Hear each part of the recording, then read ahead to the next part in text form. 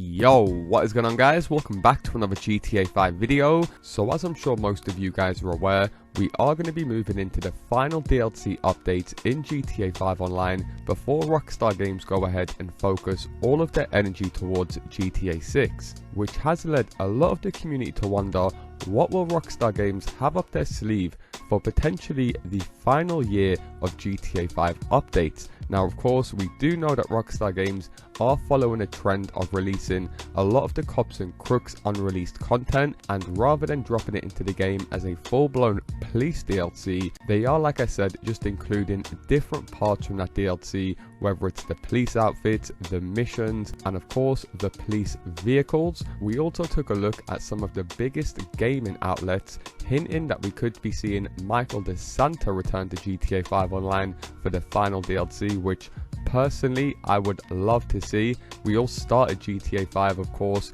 with Michael, Trevor and Franklin, so what a better way to end GTA 5 than having Michael DeSanta return just like Franklin did in the Contract DLC. However, another speculation that has been floating around the community for many years now is if Rockstar Games will release the Mile High Club building, which of course is the big massive construction site slap bang downtown in the middle of Los Santos. Now in a previous video, which I will leave a link down low in the comment section, we did speak about how Rockstar Games could potentially release this into the game with a big building renovation very similar to what they done with the Diamond Casino. However, in today's video we are going to be taking a look at what some of the biggest data miners and Rockstar Games insiders have to say about the Mile High Club being released into GTA 5 Online as a potential 2025 DLC. So as always, if you guys do appreciate me keeping you up to date with all of the latest GTA 5 news,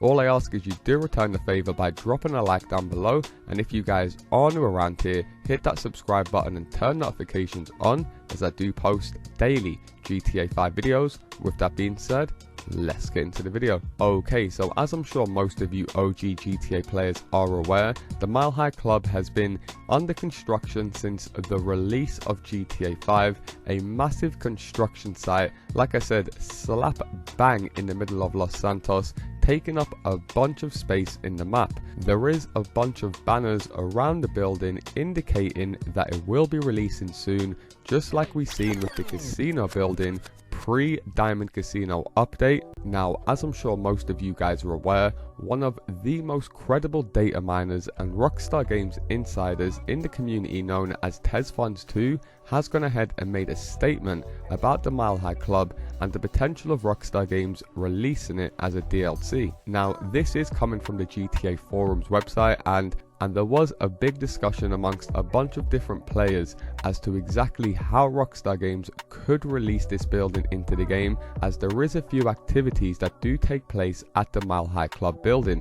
And if you guys are thinking to yourself, what do I mean by activities that take place at the Mile High Club, there is things like contact missions, RC Bandito races, and even a gang attack location, which is located exactly where this construction site is. So the big debate was, if they was to go ahead and release this as a building, would they have to go ahead and remove those missions? And this is where TezFunds2 jumped into the discussion. So he went ahead and said, I think Rockstar removed some contact missions a long time ago, but I'm positive that was because they experienced major bugs with them that removing them posed as the easiest option to solve the issues. I highly doubt Rockstar would remove RC Bandito time trials and a contact mission that take place in the tower just to update the whole building.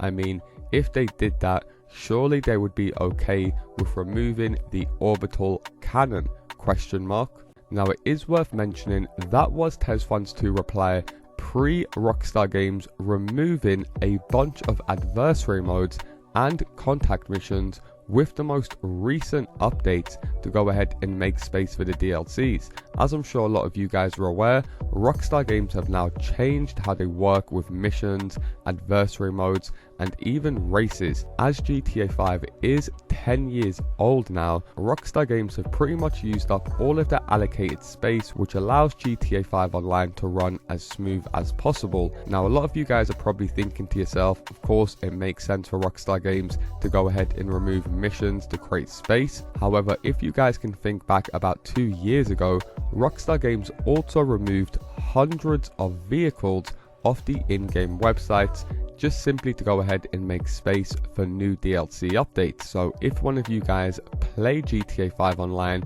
and owned one of these cars prior to Rockstar Games removing it from the website, you almost had somewhat of a vintage or rarer car, as new GTA 5 players just jumping on the game for the first time won't have the opportunity to go ahead and simply purchase it freely as all of you guys did. So the topic of discussion as far as would Rockstar Games be happy to remove a few races and a contact mission in order to release a brand new Skyscraper into the game, I definitely can't see Rockstar Games having an issue with doing so. And I am very interested to hear from you guys on this one. Would you mind Rockstar Games removing a couple contact missions and an RC Bandito race in order to receive the Mile High Club as a new location or a new property with the upcoming DLC? And like I said, there is also a gang attack at this location, and be honest with yourself, boys, when is the last time you guys went ahead and just took part in gang attacks in GTA 5 Online? I do believe they only give you a couple $1,000s and are one of the original oldest free mode missions in GTA 5 Online. So for something so little and minor, I really can't see Rockstar Games holding back releasing a building just because of these missions. And considering Rockstar Games have also done something very similar, like I said, with the Diamond Casino, by just adding a slightly bigger building on top of it, they can easily go ahead and do the exact same thing with the Mile High Club. Of course, the casino isn't the only new building to receive a brand new exterior. There is a bunch of different businesses that we received over the years that Rockstar Games have went ahead and just revamped the exterior, as when you guys enter into a building, that could be made anywhere in the map. A lot of you old school GTA 5 glitchers will notice that when you make your way under the map in GTA 5 Online, you will notice that Rockstar Games have a bunch of interiors secretly located under the map that will basically teleport you guys to those locations once you enter the building. I'm sorry if I've killed the illusion that your interior is at the exact location you walk into, but unfortunately that is not the case. So with that being the case, like I said, Rockstar Games could easily release this as a brand new building in an upcoming DLC. And as you guys can see clearly by the size of the building, there is plenty space and enough room for Rockstar Games to go ahead and update this area to add a bunch of new activities, which does raise the next question. And I did ask you guys in my last video, what would you guys like to see Rockstar Games include with the Mile High Club if it was to be released as a building? Would you like it to be purely residential, maybe have a few nightclubs? And the mass majority of you guys heavily agreed with me that you would like to see this building be used for multiple purposes, so you could have a business here as well as a residential property. Now that does raise another question as to what type of business could you see Rockstar Games releasing inside of the Mile High Club? Of course, Rockstar Games have pretty much released every business under the sun, from a biker business, a nightclub, a garment factory. We even have a bail bondsman business. So I am once again interested to hear from you guys down below in the comment section. If Rockstar Games were to release a new business located inside of this skyscraper, what would you guys like to see it be? And if there is one thing I think we can all agree on, and we've seen Rockstar Games following suit in the most recent DLCs, whenever they do release bigger style properties, they are often public businesses, so other players can go ahead and enter inside of them. Like I mentioned, just like the casino, it would be silly to have such a big area just to ourselves, so having a skyscraper with multiple accessible floors really will unlock a massive potential for GTA 5 Online in the final years. So do be sure to let me know down low in the comment section, do you guys want to see Rockstar Games finally release the Mile High Club into GTA 5 Online? And as always, if you do appreciate me keeping you up to date with all of the latest GTA 5 news, all I ask is you do return the favor by dropping a like down below. And if you do want to keep up to date with all of the latest GTA 5 news before I post my videos, then do be sure to go ahead and join my Discord server, which will be linked in the pinned comment